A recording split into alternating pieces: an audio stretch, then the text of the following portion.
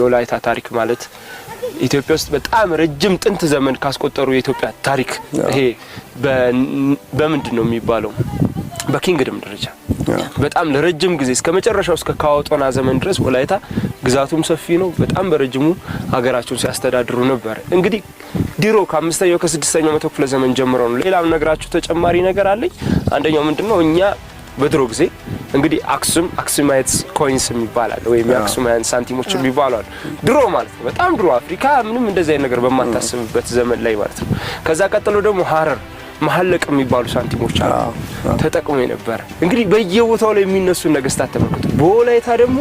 ማርጫ የሚባል የመገበያያ ሳንቲም ነበር በብረት ያቀለጡ ይሰሩ የነበሩትና ያን ያህል ደረጃ ሲቪላይዝድ ሆኖ ነበር ይሄ ማህበረሰብ እንግዲህ የወላይታ ነገስታት የሚባላል ወላይታ ራሱ ስሙን ይዞ ማለት በዛ ስርወ መንግስት የሚተዳደሩ ነበር ዳሞታ ተራራውን ራሱ ይዞ የዳሞታ ኪንግደም የሚባል ነበር ወይም ስርወ መንግስት የሚባል ነበር እንደ አጠቃላይ ግን እነዚህ ካዎች ወይም ንጉሶች በንጉሶች ነበር ይመሩ የነበሩት የካውጣናንም ታሪክ ታቃላችሁ በጣም ተዋጊዎች ነበሩ 7 አመት ነው የፈጀው በነገራችሁ ላይ ይሄን ሀገር እንትን ለማድረግ 7 አመት ጦርነት ነው የፈጀው በጣም ረጅሙ ጊዜ ማለት እንግዲህ ያለነው ወደ 3000 ሜትር ከባህር ጠለል ከፍ ብለናል